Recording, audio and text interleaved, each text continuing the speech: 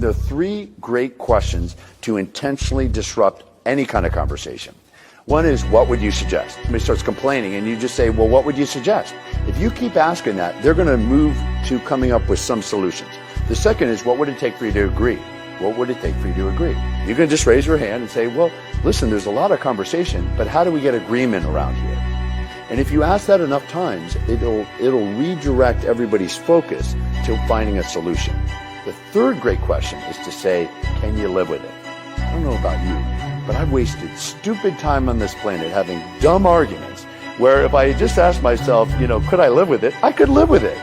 And so often we just need to raise that in a meeting where somebody's just all hung up on something small, and you just have to say, can you live with it? Incidentally, if they say they can't, you go back to question one. What would you suggest?